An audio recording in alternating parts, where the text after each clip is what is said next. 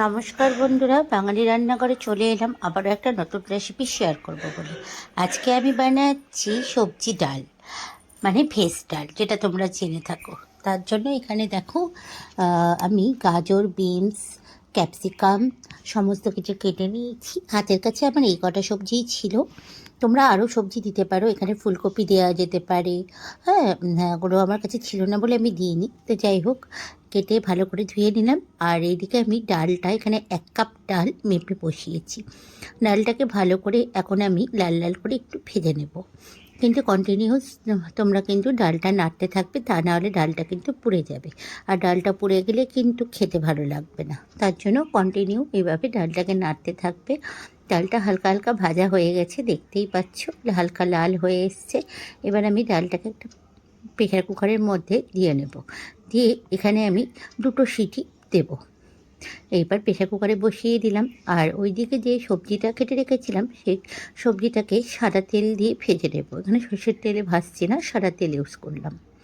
তো এইভাবে সবজির ডাল যেদিনকে তরকারি করতে ইচ্ছে করে না, সেদিনকে এইভাবে সবজি ডাল করে নিই। এভাবে সবজি ডাল করে নিয়ে তাহলে দেখবে মানে বাচ্চারাও বড়রাও আর কোনো কিছু লাগে না, সবজি ডাল দিয়েই খাওয়া হয়ে যায়। কারণ সবজিটা তো থাকেই ডালের মধ্যে। আর আমাদের বাড়িতে সবজি ডালটা সবাই খেতে খুব ভালোবাসে। তো সবজিগুলো হালকাভাবে লাল লাল করে ভেজে নেব। আর এদিকে চলো মশলাটা বেটে নিই। এখানে 2 টুকরো আদা দিয়েছি, একটা টমেটো দিয়েছি, আর সবজি ডালে এক চামচ মতো জিরে দিলাম। আর এখানে 2টো কাঁচা লঙ্কা দিচ্ছি। কাঁচা লঙ্কাটা না দিলেও চলে, কিন্তু তাও আমি একটু দিলাম, ভালো লাগে বলে খেতে। তো এইদিকে সবজিগুলো সব ভাজা ভাজা হয়ে এসছে।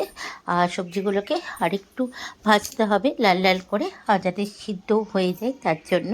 তো এখানে এবার আমি স্বাদ মতো লবণ দিলাম। সবজিতেও লবণটা যাতে ভালো মতো ঢোকে তার জন্য, আর অল্প সামান্য হলুদ দিলাম।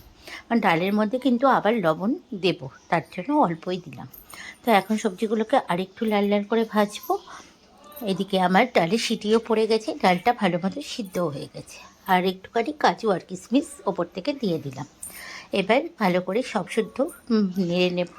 একটু লাল লাল করে ভাজা হয়ে গেছে।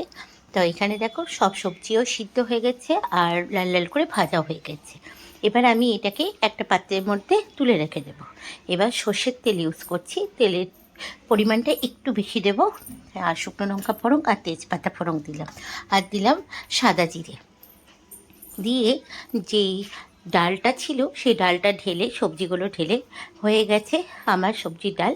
তাহলে এই রেসিপিটা তোমাদের কেমন লাগলো বন্ধুরা, অতি অবশ্যই কমেন্টস করে জানিও।